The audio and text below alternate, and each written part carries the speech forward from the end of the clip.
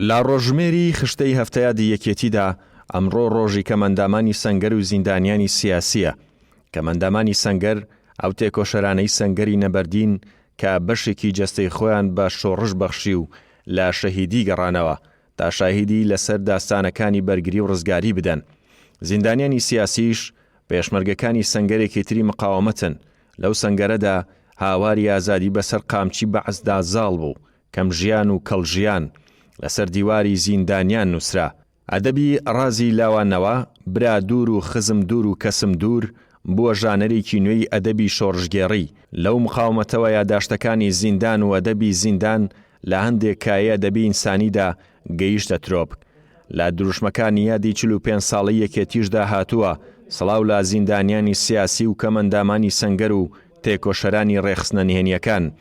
کەمەندامانی سەنگەر و زیندانیانی سیاسی دوای چەندین ساڵ لە خەباتی سەختی پێشمەرگایەتی و ئەنجامدانی کار و چالاکی لە ناو ڕێخستنەکانی شار لە ڕۆژانی پڕمەینەتی و ترسدا کۆڵیان نەدا و لە ئێستاشدا دوای بەدیهێنانی بەشێکی زۆری ئەو ئامانجانەی کە هەوڵیان بۆ دابوو بێدا بڕان و وێڕای هەبوونی گلەی و گازندا، بەڵام بێگوێدانە هەر گرفتێک لە هەر شوێنێک و کاتێکدا کۆمەڵانی خەڵکی کوردستان و یەکێتی نیشتیمانی کوردستان پێویستی بە هەڵوێست و دەست و بازووی ئەوان هەبوو بێت ئامادە بوون و وەک پیشەی هەمیشەی یان خەباتیان کردو بۆ مافەڕەوەکانی گەلی کورد. زیندوترین نمونەش شەڕی نەگریسی تێرۆرستانی داعش بوو کە ئابەرۆکی بە گەلی کورد گرت. لەو ساتە وەختەدا زیندانیانی سیاسی و کەمەندامانی سەنگەر بەو پەڕی ڕۆحی لە خۆبردوویی بەو پەڕی متمانە بەخۆبوونەوە جارێکی تر هاتنە مەیدان و چەکی شەرەفیان بۆ بەرگری لە ماف و ئازادی گەلی کورد هەڵگرتەوە.